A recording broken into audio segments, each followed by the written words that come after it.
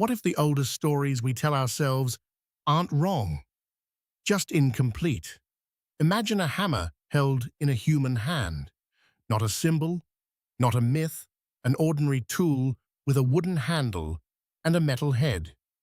Now imagine that same hammer sealed inside stone that, by every measure we trust, formed hundreds of millions of years before humans existed.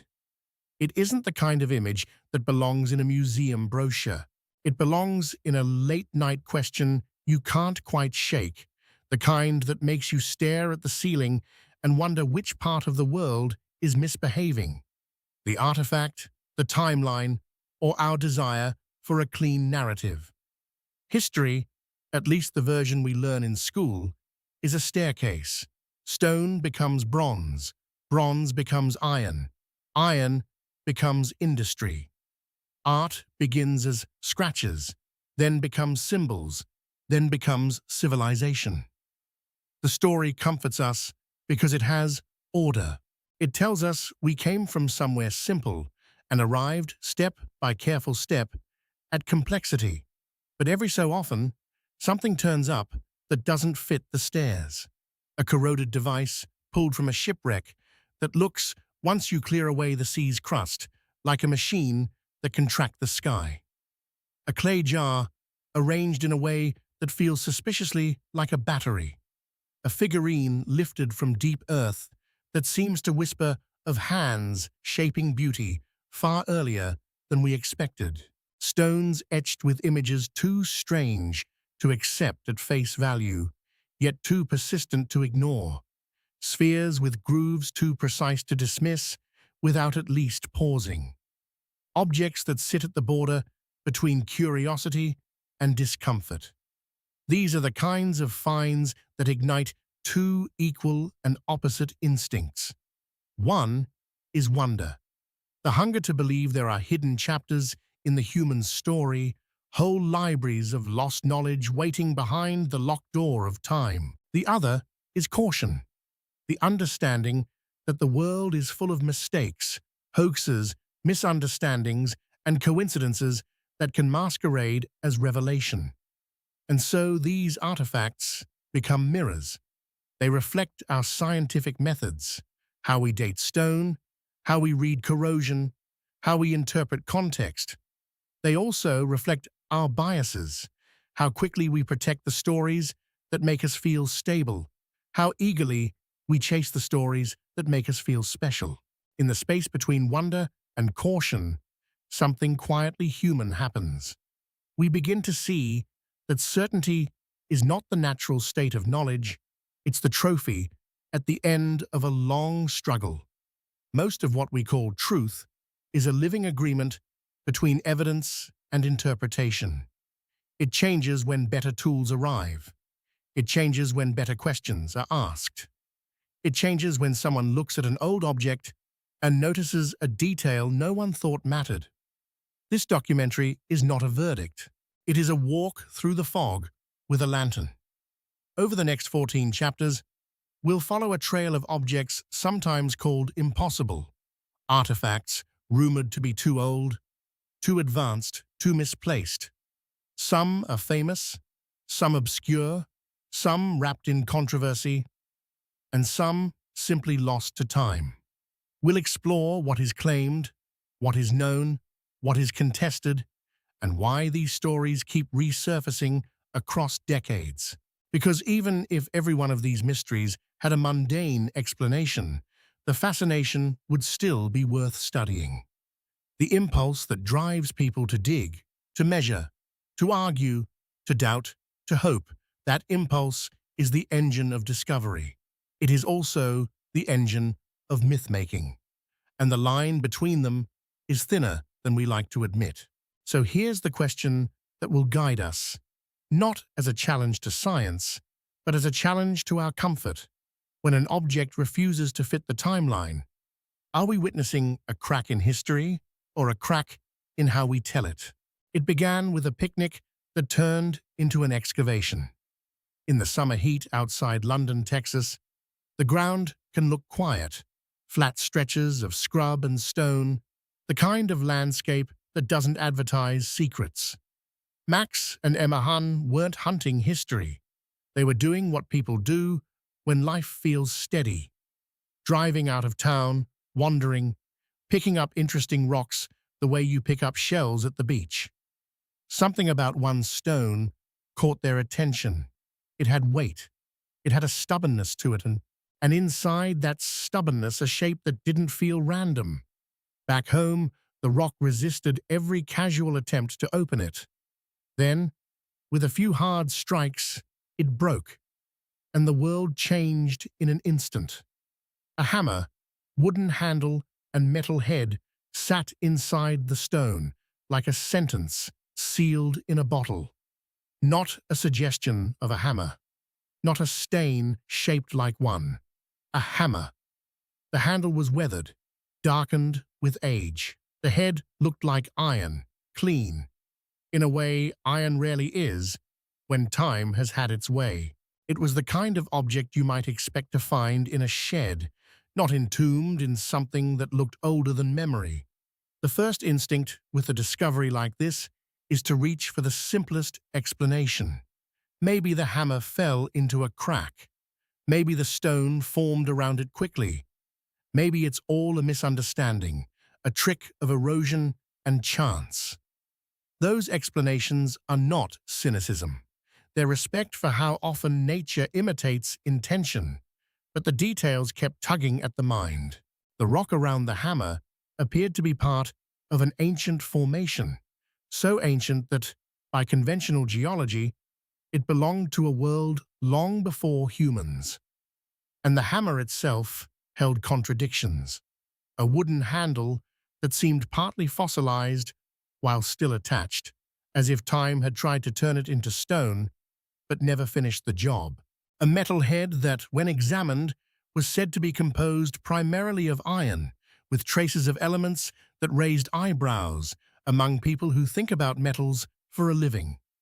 Even more unsettling was the absence of what you would expect after long exposure: rust. Iron wants to return to the earth. It flakes, reddens, decays. Yet the hammerhead was described as remarkably free of oxidation, as if it had been protected not just by stone, but by some quiet defiance of chemistry. The Han family kept the artifact for years, showing it now and then to visitors, to curious minds, to people with credentials and people without. And that's where the story becomes less about the hammer and more about us. Because an object like this doesn't land in a neutral space. It lands in a world built on agreed-upon timelines, where extraordinary claims demand extraordinary care. The hammer became a crossroads. Some saw it as evidence that history has hidden rooms, chapters missing from the mainstream story of human development. Others saw it as an artifact of misinterpretation, an old tool, perhaps from the 19th century, that became cemented inside a concretion, a natural rock-like mass that can form around objects far faster than deep geological time would suggest. Both reactions are deeply human. One is the pull toward wonder, the hope that the past is richer, stranger, and more surprising than we've been taught. The other is the pull toward discipline, the insistence that we not trade careful reasoning for the thrill of a mystery. What matters, though, is the feeling the hammer leaves behind even when you try to set it down. Because whether it is a timeline breaker or a geological illusion, it forces a question that sits under all our knowledge. How do we know what we know? We trust dating methods, context, and patterns because they work, because they've built bridges, cured diseases, and mapped stars. But we also know that every method has edge cases, and every pattern has exceptions waiting in the dark. In the end, the hammer doesn't demand that we abandon science.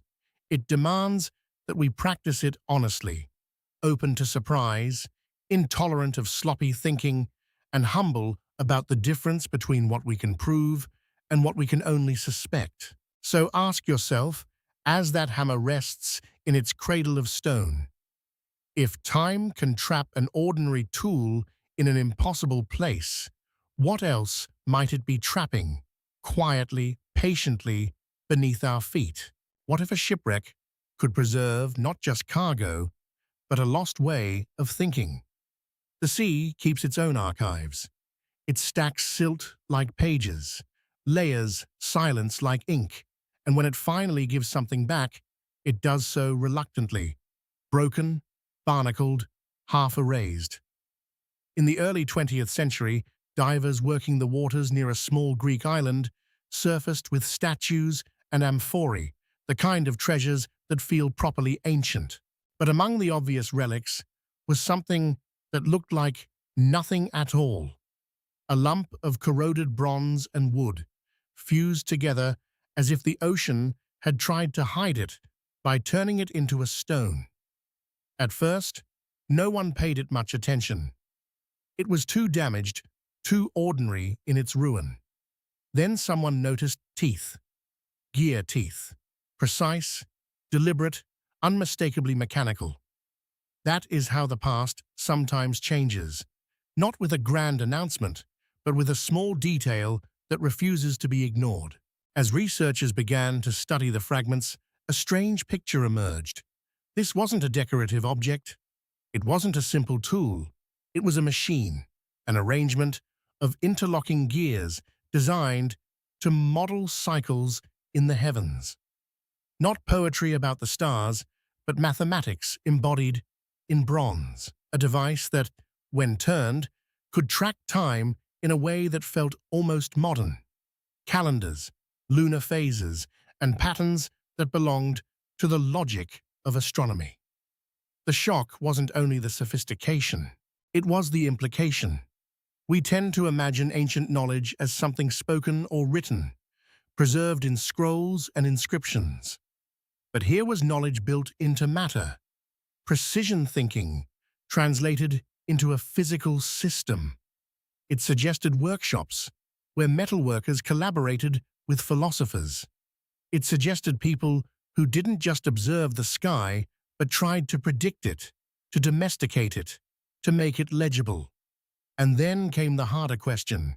If such a device existed, where are the others? That question haunts every impossible object, because one artifact can be an anomaly, an eccentric genius, a singular commission, a fluke of survival. But a device of this complexity rarely appears from nowhere. It requires traditions, techniques passed down, tools refined, errors corrected over time. It requires a culture of tinkering, of measurement, of tolerances tight enough to matter. Yet history, as we received it, offered only scattered hints of such mechanical ambition. The device seemed to belong to a technological family tree that had been pruned so thoroughly we forgot it ever grew. This is where the story shifts from mystery to reflection. Not reflection as in nostalgia, but reflection as in a mirror held up to our assumptions. We like to believe progress is a straight line, but real progress is messy. It advances, retreats, breaks, gets lost in war and fire, and returns centuries later with a different name. Knowledge isn't just invented, it's also preserved. And preservation is not guaranteed. A library can burn, a city can fall, a coastline can swallow a ship, a craft can become unfashionable, a language can die. And with each loss, the future misreads the past, not out of malice, but out of absence. When the evidence disappears, we fill the empty space with simple stories that people before us were less capable, less curious, less precise. But the gears, even in their corroded state, argue against that comfort. They tell us that intelligence isn't new, curiosity isn't new, the desire to map time, to predict the moon, to understand the rhythm of the cosmos. These are ancient appetites. What changes across centuries is not the human mind, but the continuity of its tools, the stability of the conditions that allow skill to accumulate without interruption. So when we hold a fragment of such a machine in our imagination, we are holding two truths at once. One, the past was more inventive than we often assume. Two, invention alone doesn't guarantee a future. It needs protection. It needs context. It needs peace long enough for it to become tradition. And that leads to a quieter, more unsettling question, one that lingers like salt on the skin after a dive. If a sophisticated machine could vanish into the sea and nearly vanish from memory, what other ideas have we lost simply because no one was there to keep turning the handle? There are objects that feel like whispers, small, fragile things that shouldn't survive long enough to start an argument. High in the mountains of what is now Peru, where thin air sharpens sound and sunlight can feel like a blade, ancient graves were opened in the 19th century. The work was not delicate. It rarely is when the motivation is treasure rather than understanding. And yet, among the disturbed earth and scattered bones, there were pieces that didn't glitter like gold. They didn't promise wealth, they promised questions. Tiny figurines, carefully shaped, worn smooth by time and handling. Their bodies were familiar enough, human faces, animal forms, but certain details pulled the eye into uncertainty. Some looked like they wore helmets. Some seemed to have elongated heads. Some carried markings that to modern viewers resembled suits or apparatus. The imagination does what it always does when confronted with ambiguity. It reaches for the closest language it has, and suddenly, a simple artifact becomes a stage for the biggest themes we know: visitors, lost civilizations, forgotten sciences, the possibility that we've been wrong about who we are. But before we leap, we need to slow down, because these figurines belong to a broader human habit. We make the unknown visible by giving it shape. Across cultures, people have sculpted gods, spirits, ancestors, and symbolic beings. They've carved the invisible into stone, not because they were describing literal machinery, but because metaphor is one of our oldest technologies. A headdress can become a helmet if you're used to helmets. Ritual paint can become equipment if you're trained to look for equipment. So what do we do with objects that resemble something modern but come from a world that had no modern vocabulary? One approach is to treat resemblance as evidence. Another is to treat it as a test of our own minds. In the case of the mountain figurines, context matters more than the shapes themselves. Who made them? In what tradition? With what purpose? Were they offerings, toys, portraits, or ceremonial symbols? Were the unusual features part of a local aesthetic, an exaggeration meant to signal power, status, or sacred difference? Or were they something else entirely? It is tempting to ask the most sensational question first. What were they really seeing? But a more useful question might be, what were they trying to express? Because art is not a photograph. It's an argument made in form. It compresses meanings, fears, hopes, and social rules into something you can hold in your hand. When a culture depicts beings with strange heads or unfamiliar attire, it may be speaking about ancestry, divinity, outsiders, or the border between the human and the other than human. And yet, if we are honest, there is also a reason these figurines refuse to settle comfortably into the museum drawer. They arrive to us from a world with gaps.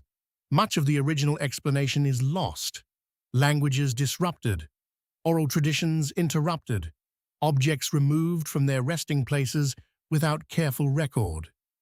When the story is torn away from the object, interpretation becomes a kind of guessing in the dark. That darkness can be exploited.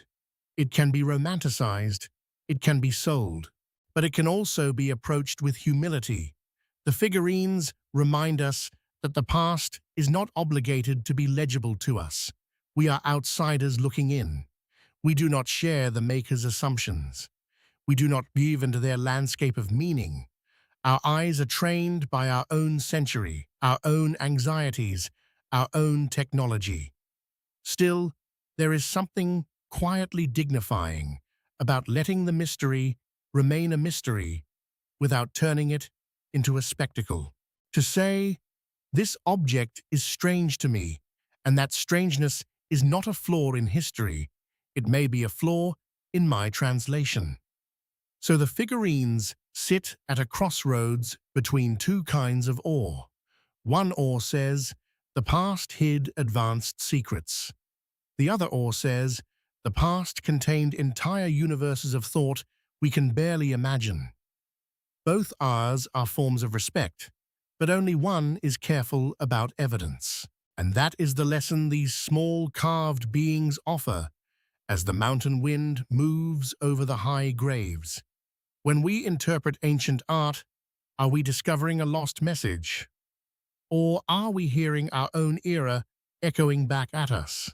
In a dark drawer of the earth, stone sometimes behaves like memory, holding impressions long after the moment has passed. South of the equator, in the wide, dry quiet of southern Africa, miners once cut into rock older than any human story. Deep underground, they found something that didn't belong to the language of ore. Small, rounded stones, some the size of a fist, some larger, marked with grooves that looked intentional. A few seemed nearly perfect in their symmetry.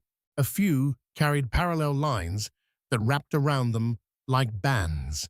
Held in the hand, they felt less like random geology and more like objects that had been handled, examined, perhaps even designed. And so the question rose, simple, dangerous, irresistible, who made them? These spheres have been described in ways that reveal as much about the observer as the observed. To some, they are artifacts, proof of intelligent shaping at impossible ages. To others, they are natural curiosities, mineral formations that, under pressure and time, can create shapes that mimic intention. Between those interpretations lies the oldest human problem, pattern recognition. Our minds are built to see order. It kept our ancestors alive.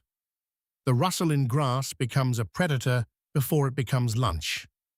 The tracks in mud become a story before they become certainty.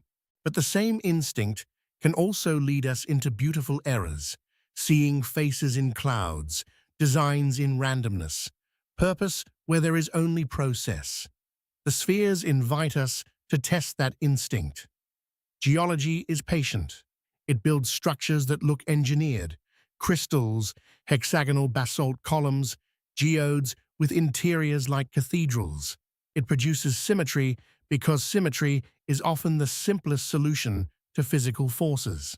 When minerals grow in confined spaces, when pressure compresses layers, when erosion polishes and rounds, nature can make forms that feel deliberate. But it's not only the shape that unsettles people, it's the setting. The spheres come from rock associated with deep time, a time frame that dwarfs not just civilizations, but entire branches of life. The idea that something crafted could be found there threatens to unspool the thread we use to keep prehistory organized. And yet threat is not proof. It is emotion. It is the feeling of a story being challenged. So what do we do with the spheres? We do what careful curiosity has always done. We separate what we can observe from what we want to believe. We ask about composition, about the mineral structure, about how such forms are known to occur, about whether grooves can arise from differential hardness, layers eroding at different rates, leaving rings and ridges. We ask whether similar objects appear in other formations, under other conditions, where no one would claim human involvement. And then we ask the cultural question, the one that matters even if the spheres are natural. Why do we hunger for objects like this? Part of it is the romance of the lost. We love the idea of a vanished intelligence, a forgotten chapter, a civilization erased so completely that only small stones remain as clues. But there is also something deeper. These objects offer a psychological relief. If the past was stranger than we think, then our present is less lonely. Our questions aren't new. Our sense of being on the edge of understanding isn't unique. We become part of a long lineage of minds staring at the same mystery. How did complexity arrive, and how much of it has been misplaced by time? Even a natural sphere can become a sacred object if it carries the right tension. The tension between randomness and meaning. The tension between the world as machine and the world as story.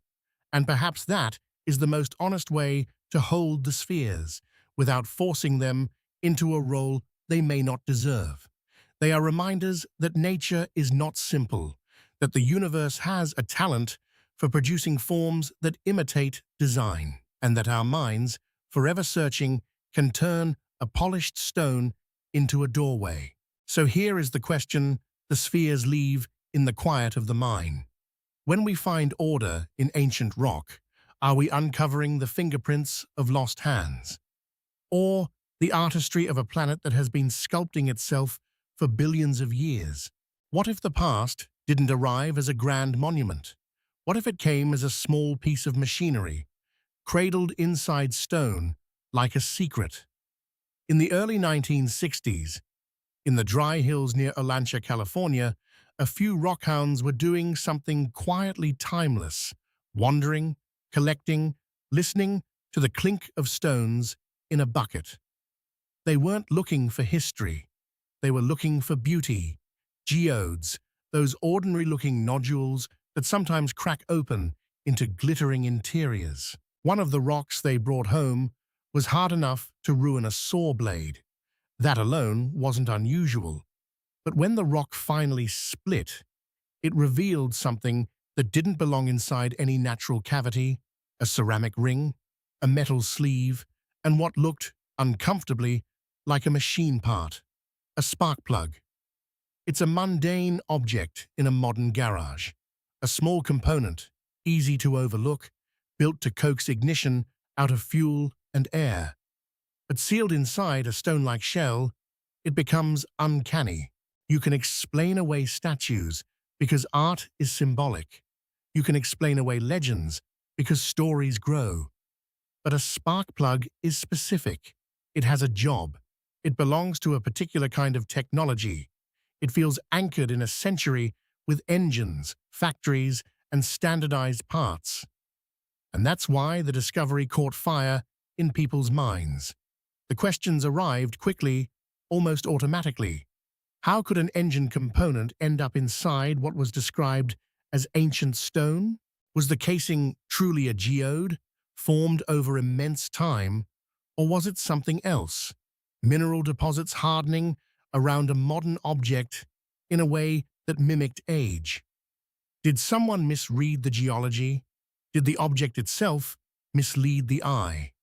Or, in the most imaginative versions, did it suggest a forgotten chapter where industrial tools existed far earlier than we allow? These questions are not all equal. Some are rooted in method. Others are rooted in yearning. Because if you've ever held a piece of the past, an arrowhead, a worn coin, you know how powerful context is.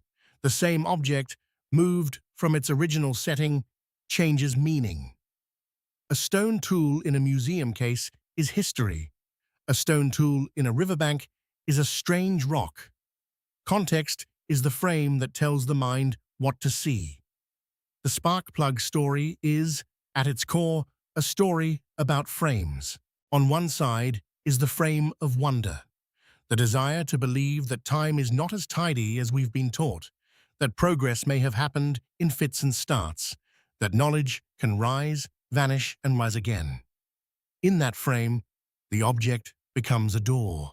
On the other side is the frame of geology and probability, the understanding that mineral deposits can form surprisingly fast under the right conditions, that concretion can encase modern objects and harden into something that looks ancient, and that the world is full of natural processes that impersonate deep time.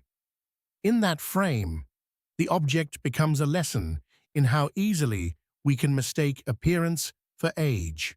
Yet even if we choose the cautious frame, and we should, when claims stretch beyond the evidence, the spark plug still matters, not because it rewrites history, but because it reveals something about the way we meet the unknown. We live in an era that worships certainty, yet is surrounded by uncertainty.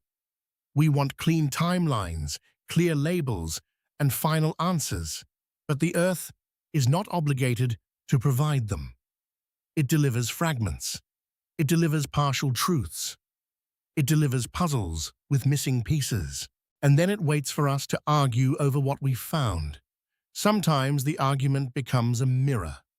It shows us how quickly we reach for a story that flatters our sense of discovery. It also shows us how quickly we dismiss a story that threatens our sense of order. Between those two impulses is a more mature curiosity, a willingness to be fascinated without being fooled, to be skeptical without becoming cold. So the question that remains, long after the saw blade dulled and the rock cracked open, is not only about what the object was, it's about what we are. When we encounter something that doesn't fit our timeline, do we chase the thrill of impossible conclusions? Or do we learn to sit with ambiguity long enough for truth, however ordinary, to reveal itself? There are stones that feel like letters from someone who didn't know we would ever learn to read. They show up in markets, in private collections, sometimes in the hands of farmers who pulled them from fields and didn't know what to do except keep them. Dark rocks, smoothed by time, carved with patterns that resemble writing, rows of marks that look intentional, arranged with a rhythm that suggests language rather than decoration. And then comes the hard part. Whose language? To the untrained eye, all ancient scripts can look similar at first glance. Lines, wedges, scratches, repeated motifs. The brain wants to translate immediately, the way it wants to turn static into words when you're driving through a radio dead zone. But real scripts have rules. Real writing systems have internal consistency. They don't just look meaningful. They behave meaningfully under analysis. Yet these stones hover in a twilight zone, too tidy to dismiss as random, too unverified to accept as proof. The most famous stories about mystery inscriptions often travel faster than the careful work needed to validate them. A photograph circulates. A claim hardens. Ancient writing found where it shouldn't be. Proof of a lost civilization. Evidence of visitors. Each headline is a shortcut, a way of skipping the slow terrain of provenance. Where exactly it was found, who found it, whether it was documented in place, whether the layers around it were recorded, whether the chains of custody is intact. Provenance is the unglamorous spine of archaeology. Without it, even a genuine object can become untrustworthy because we cannot place it. We cannot test the story around it. We cannot know if it traveled, if it was planted, if it was altered, or if it was simply misunderstood. But suppose, for a moment, that we resist both extremes, the impulse to declare the stones a hoax and the impulse to declare them revolutionary. Suppose we hold them instead as prompts. What do carved stones say about the human need to leave marks behind? Writing is one of the strangest things our species ever did. It is an agreement with the future. It is a way of saying, I was here, and I want you, whoever you are, to know something I know. Sometimes what we want to preserve is practical. Accounts, laws, inventories, treaties. Sometimes it is sacred. Sometimes it is love.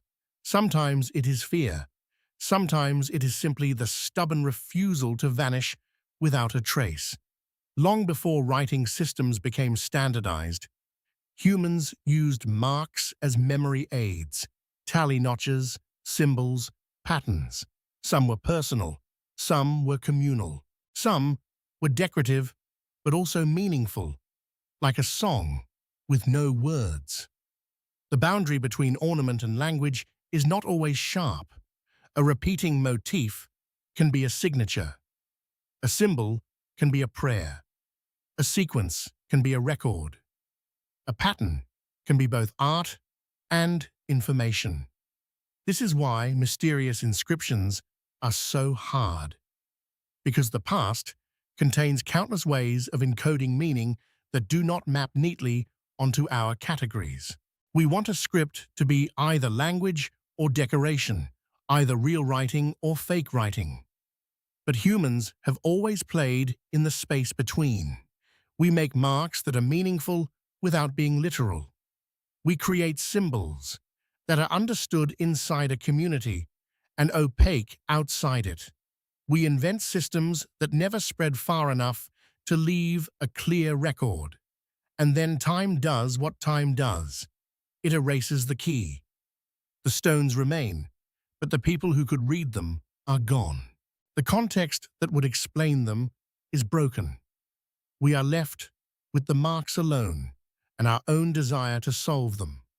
So the stones become a test of ethics as much as intellect. Do we admit what we don't know? Do we protect uncertainty from the marketplace of certainty? Do we investigate patiently, even when patience yields no viral headline? Because the truth is that mystery is not always a doorway to lost empires.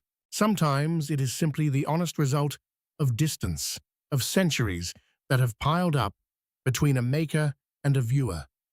Still, when you hold a stone covered in symbols and imagine the hand that carved them, it's hard not to feel a quiet kinship. Someone wanted to speak across time. Someone believed the future would be listening.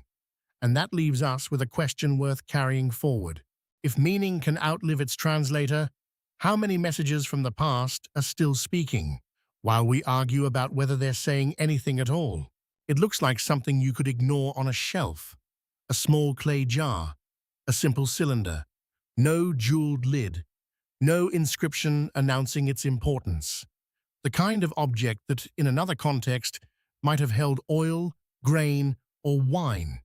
An everyday vessel in a world built from earth and fire. And yet, when similar jars were found in the region once known as Mesopotamia, certain details made them hard to file away as ordinary. Inside, a metal cylinder, a rod, traces of materials that suggested careful assembly. The arrangement felt less like storage and more like a device, parts nested inside a container with the quiet logic of function. From there, the story took on a life of its own. Could this be an ancient battery? A source of electrical charge, centuries, maybe millennia, before modern science gave electricity a name. The idea is irresistible because it braids together two kinds of awe: the awe of antiquity and the awe of power. Electricity is our invisible servant, the force behind light, communication, medicine, and machines. If an ancient culture had even a crude form of it, what else might they have known? What might have been built and then lost? But the jar doesn't answer those questions by itself. It only presents the shape of a possibility. The argument often begins with structure. A clay container could hold a liquid. A metal cylinder and rod, kept apart, could form the basis of an electrochemical cell if the right acidic or alkaline solution were introduced. In modern demonstrations, replicas can produce a small voltage with a simple electrolyte, vinegar, lemon juice, or other solutions. The science is straightforward. The leap is historical. Did anyone in that ancient world use it that way? And this is where the mystery becomes more meaningful than the conclusion, because technological possibility is not the same as technological reality. A device can accidentally resemble a battery without ever having been used as one. The human mind, trained by modern categories, wants to name things by their nearest contemporary cousin. We see battery because battery is the story we know. But the same components could serve other purposes: ritual containers, storage vessels, chemical experiments unrelated to electricity, or even just a coincidence of materials placed together for a reason that has nothing to do with voltage. So, the jar forces a different kind of investigation, one that doesn't begin with the object alone, but with its ecosystem. If an ancient battery existed, what would we expect to find around it? Evidence of electroplating, for example, thin layers of metal deposited onto other metal surfaces. Evidence of wires, terminals, repeated standardized forms. Evidence of written knowledge describing the method, or workshop debris showing mass production. Electricity, even in small doses, tends to leave a trail when it becomes a technology rather than a curiosity. Yet ancient cultures were also capable of doing impressive things without leaving obvious trails to the modern eye. Skills can be held by a small class. Techniques can be protected as secrets. Practices can be ritualized and limited. And materials that would have completed the story, organic acids, cloth, wooden parts, may vanish while clay and metal remain.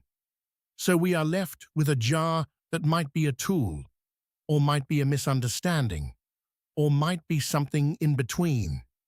An object whose true function is lost, leaving us with a silhouette of intention. And maybe that is the deeper lesson. We like to imagine the past as either primitive or advanced, but most human history is neither. It is inventive in bursts, practical in its priorities, and shaped by needs we may not share. People solve the problems in front of them. They refine what works. They abandon what doesn't. Sometimes they stumble onto powerful principles by accident. Sometimes they choose not to pursue them because the surrounding world doesn't reward the pursuit. A small voltage from a clay jar is not enough to light a city, but it could be enough to astonish someone in a dark room, enough to make hair rise on skin, enough to feel like a message from a hidden realm, enough to become sacred or feared or simply ignored as an oddity with no clear purpose.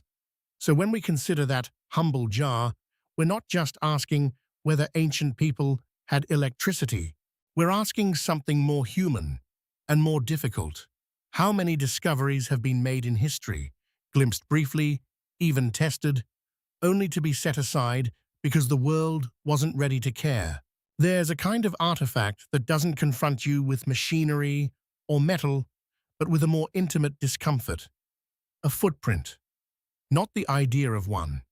Not a symbolic carving. A print in stone that looks uncannily like the shape your own foot would leave in soft ground. To see such a mark in rock is to feel two timelines collide, the softness of living tissue and the hardness of geologic time. Stories of fossilized footprints appear in different places and eras, sometimes in limestone beds, sometimes in river sediments turned to stone. People notice them because they are immediate. You don't need a degree to understand what a footprint means. It is evidence of presence. Someone or something stood here. And that is exactly why these claims are so seductive and so fraught. Because rock has a talent for making counterfeits. Erosion can carve impressions. Cracks can mimic toes.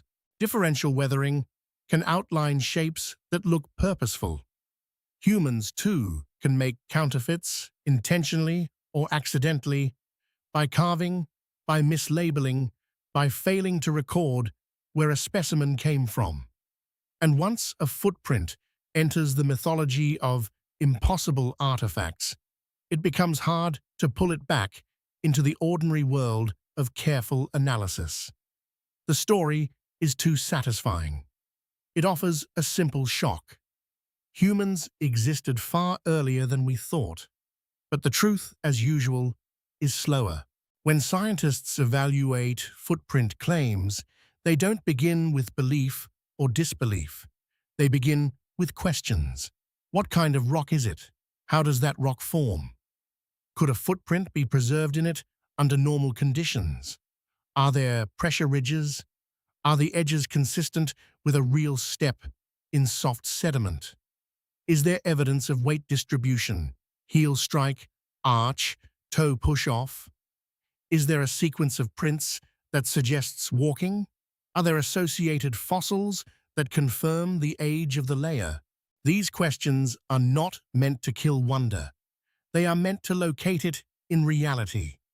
Because if a footprint truly belonged to a human in an impossibly ancient layer, it would not merely be a curiosity. It would be a seismic event in our understanding of evolution, ecology, and geology. It would require not just one extraordinary mark, but a supporting universe of evidence. Bones, tools, campsites, genetic traces, environmental changes consistent with human presence. A footprint alone is a shout without a voice. And yet, the footprint motif persists because it touches something primal. The longing to know who walked before us. The fear that we are late to the story, arriving after countless chapters have been erased. The thrill of imagining a human figure stepping across a landscape so ancient it feels alien. This is where the footprint becomes a metaphor, whether or not any specific claim holds up. A footprint is the simplest human signature. It's how we mark a place without meaning to. It's what we leave behind when we pass through the world. Even in our own lives, footprints are rarely preserved. A wave erases them on the beach. Wind smooths them in the desert. Rain turns them to mud and then to nothing.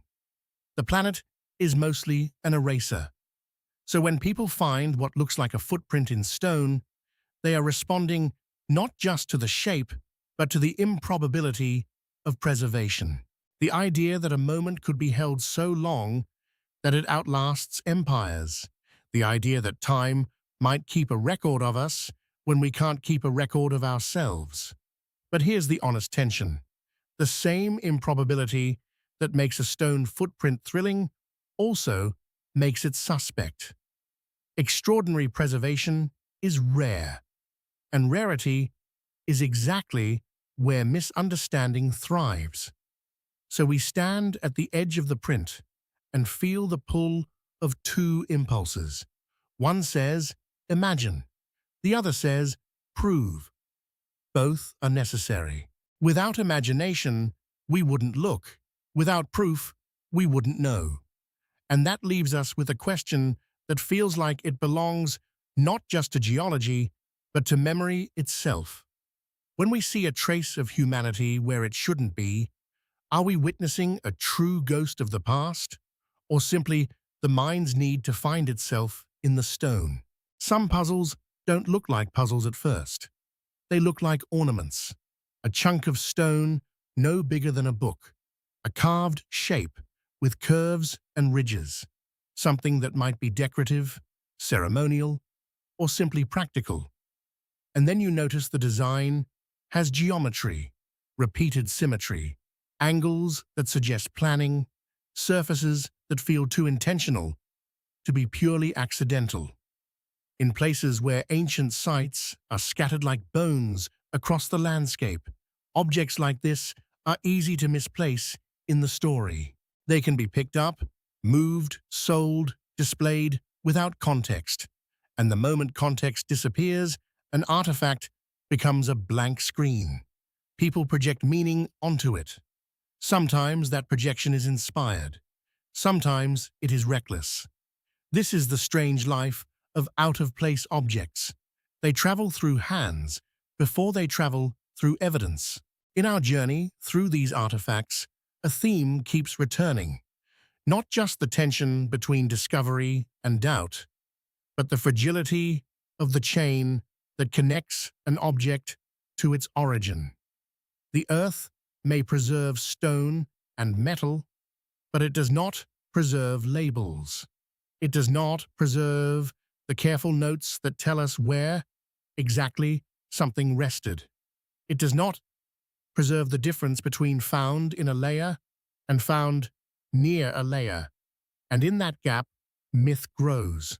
Consider the difference between an object found in a sealed archaeological context, documented in place, surrounded by datable material, and an object found loose, perhaps in a pile of excavated dirt, perhaps in a shop, perhaps in a collection inherited from someone who never wrote down what they knew. In the first case, the artifact becomes a sentence in a larger paragraph. In the second, it becomes a single word torn from a book. You can still stare at it, still feel its weight, still wonder what it means, but you can't reliably reconstruct the story around it. This doesn't mean all unprovenanced objects are worthless. It means they are dangerous to interpret. They demand extra humility, extra restraint. And yet, the human mind hates restraint when confronted with mystery. We want these objects to be keys. We want them to unlock a hidden door in the timeline. We want a neat revelation that our ancestors knew more than we think, that history has been rewritten, that the official story is missing something dramatic. These desires are not malicious. They are emotional. They come from our discomfort with the idea that the past, like the universe, might be larger than what we can hold.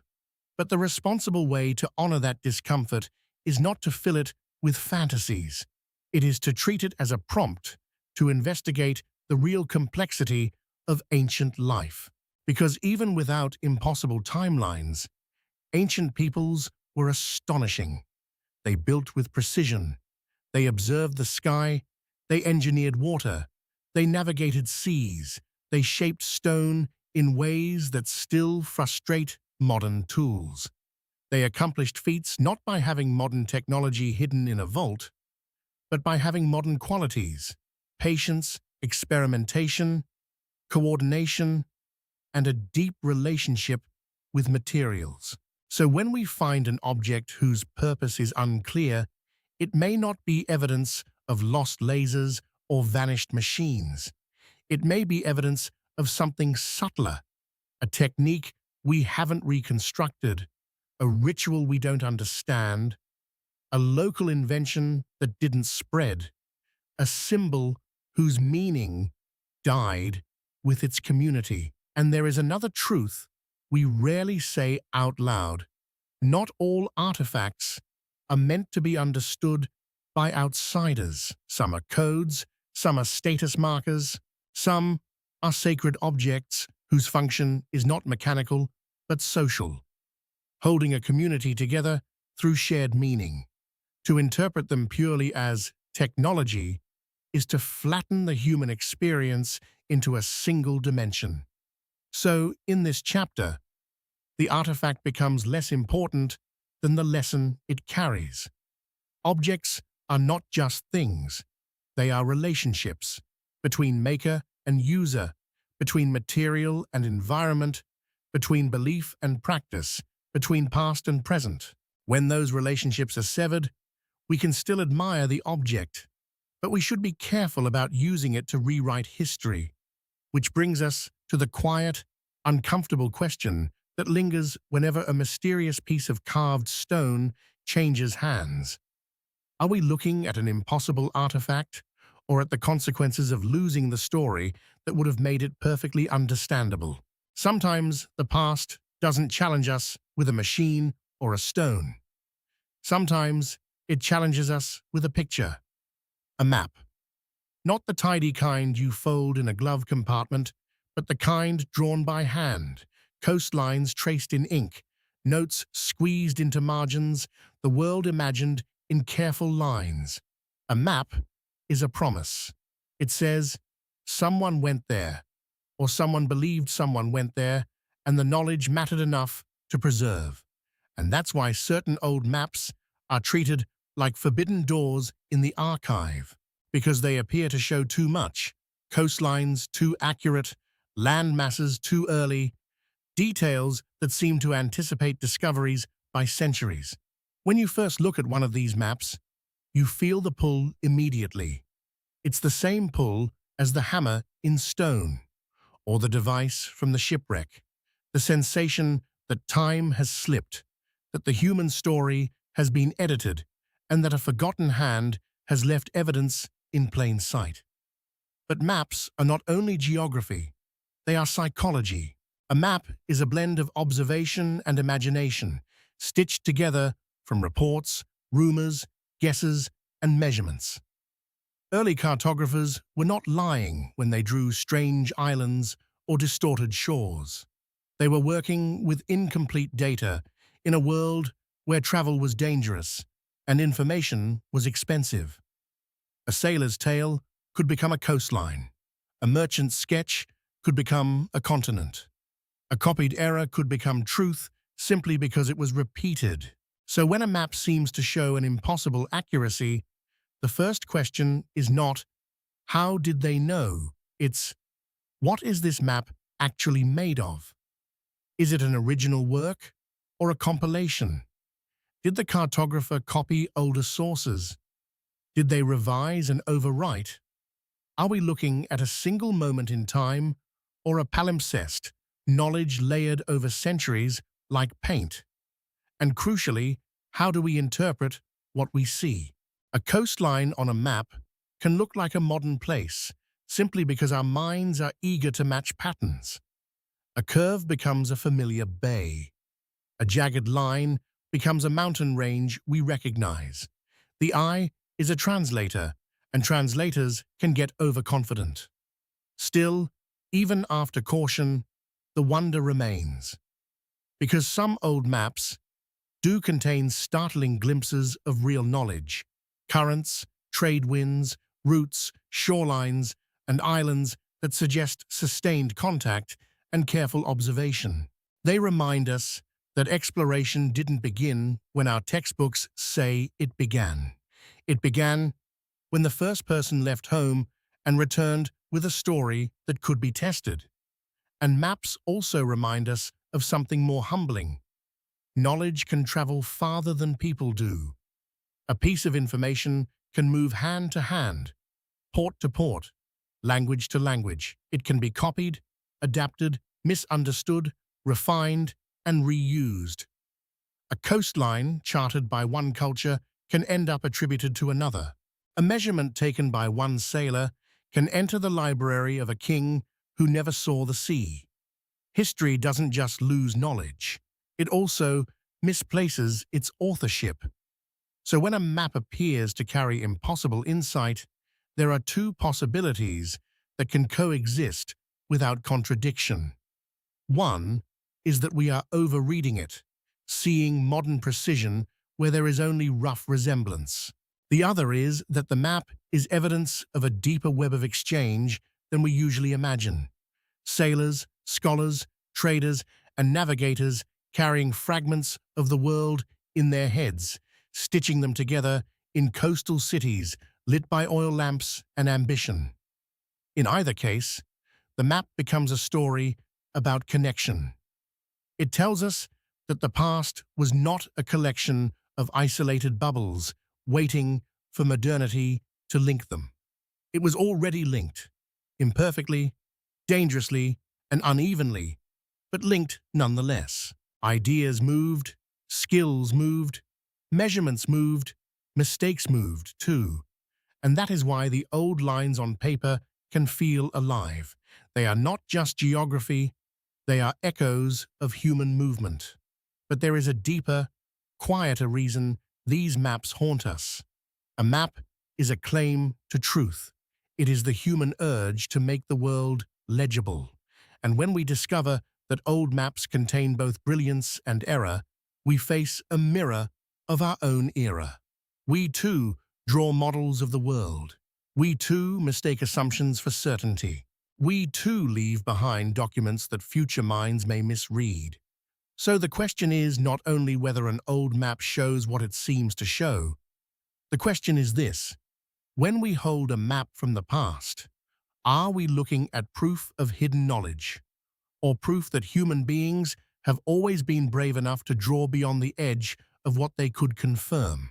There is a certain kind of object that makes you lower your voice, even if you're alone. It isn't large, it isn't loud, it doesn't glow or hum, but it carries the atmosphere of a boundary, something that seems to stand between what we think we know and what we suspect we've overlooked.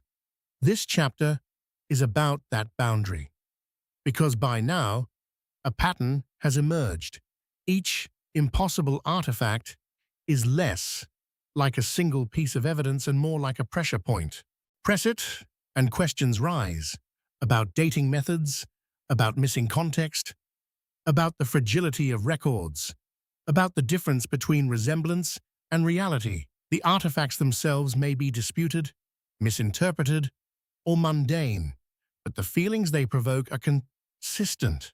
They awaken the fear that our timeline is a story we tell to stay calm. And that fear is not entirely irrational. We forget how much of history is absence. Most human lives leave nothing behind. Most buildings collapse and become dust. Most tools rust, rot, or are remade. Most knowledge is never written down, and even written knowledge can be destroyed by fire, flood, war, and neglect. The archaeological record is not the past. It is what the past failed to erase.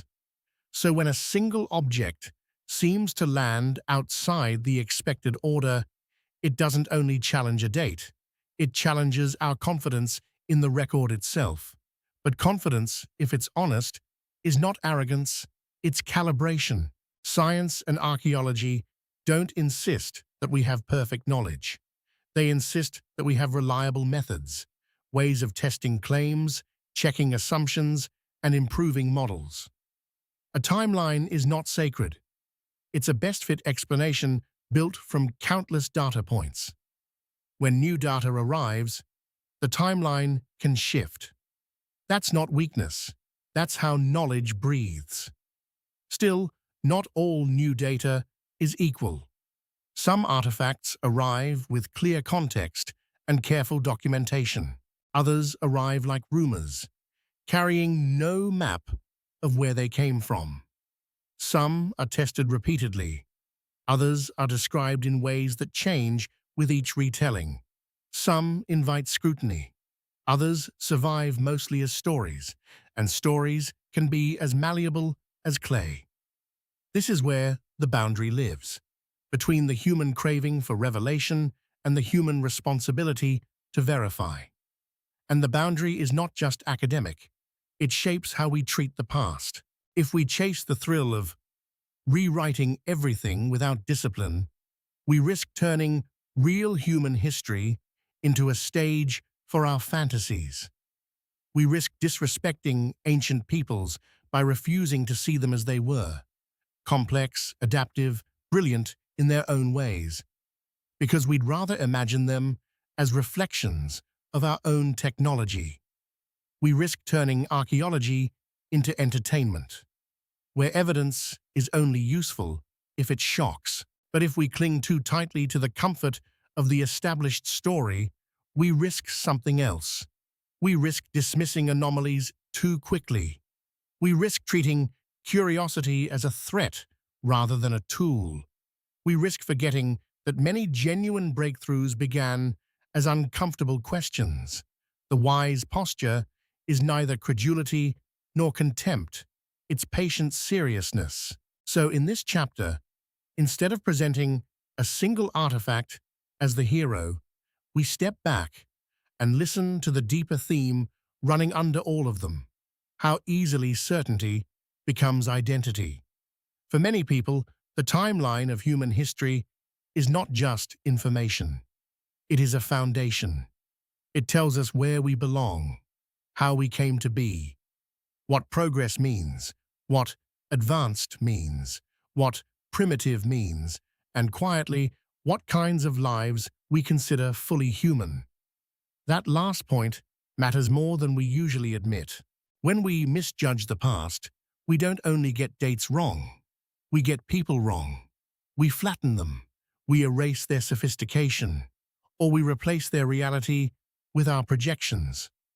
Either way, we lose contact with the human truth they carried. And perhaps that is why these impossible artifacts captivate us. They hint that the past may not be a simple ladder, but a landscape full of paths, dead ends, detours, and forgotten clearings. They remind us that knowledge can rise in one corner of the world and vanish in another. They remind us that different societies can develop different forms of brilliance, not all of which look like our version of progress. By the time we reach the next chapter, the question will no longer be whether every artifact is authentic or misunderstood. The question will be what we do with the possibility of complexity. Do we treat mystery as a license to invent whatever we want? Or do we treat mystery as an invitation to become better listeners, to evidence, to context, and to the people who lived before us? Because in the end, the hardest truth may be the simplest. The past is not obligated to confirm the story that makes us feel smart. It is only obligated to be itself. And we are obligated, if we want to be worthy of it, to keep asking questions without letting our answers become a religion. It always seems to end the same way, with a room full of people staring at a single object, each person seeing a different past. By now, the artifacts we've followed have taught us something uncomfortable. The world doesn't hand us truth in neat packages. It hands us fragments. It hands us contradictions. It hands us objects that can be read as miracles or mistakes, depending on what you bring to the table. So, for this final chapter, before we close the circle, let's return to the quiet core of the mystery, the part that never makes it into the headlines. The real question isn't whether one hammer is too old, or one device too clever, or one carving too strange. The real question is what happens inside the human mind when it encounters uncertainty that feels meaningful. Because uncertainty is not empty space. It's a force. It pulls on us. Some people respond to that pull by tightening their grip on established explanations. They demand rigorous proof before they allow the story to bend. This impulse is not coldness. It is a defense against chaos. It is the recognition that knowledge without standards becomes rumor. Other people respond by opening the door wide. They welcome the possibility that everything we know might be wrong. This impulse is not foolishness. It is the refusal to let authority harden into dogma. It is the recognition that established stories can become prisons if we stop questioning them. Both impulses contain virtue. Both impulses contain risk. The virtue of skepticism is clarity. The risk is arrogance, mistaking caution for completeness and dismissing what you can't immediately explain. The virtue of wonder is openness. The risk is surrender, mistaking imagination for evidence and letting the thrill of possibility replace the discipline of truth. Between them is the narrow road where real discovery lives. And that road is built from habits, not conclusions. It is built from asking, what do we know for certain? What do we infer? What do we assume? What evidence would change our mind? What evidence would confirm our suspicion? What would disconfirm it? It is built from respecting context, from tracking provenance, from documenting sites, from repeating tests, from welcoming peer review, from admitting error without shame. It is built, above all, from humility, the understanding that being wrong is not failure. It's the entry price to being less wrong tomorrow. This is why the most responsible way to hold these impossible artifacts is not to declare them proof of lost super-civilizations or to dismiss them as nonsense. It is to treat them as invitations to become better at thinking. Because even when an artifact turns out to have an ordinary explanation, the process of investigating it can refine our tools. It can reveal gaps in our methods. It can expose how easily misinformation spreads. It can teach us how quickly the mind leaps from unknown to certain. And even when an artifact remains unresolved, it can still be valuable, not as a weapon against history, but as a reminder that history is a living inquiry, not a finished book. There is also a moral dimension here, and it's easy to miss. When we obsess over the idea that ancient people must have had secret modern technology to be impressive, we accidentally insult them. We imply that their real achievements weren't enough. We imply that a temple, or an irrigation system, or a calendar is only admirable if it hides something that looks like our world. But ancient brilliance does not need our validation. It stands on its own.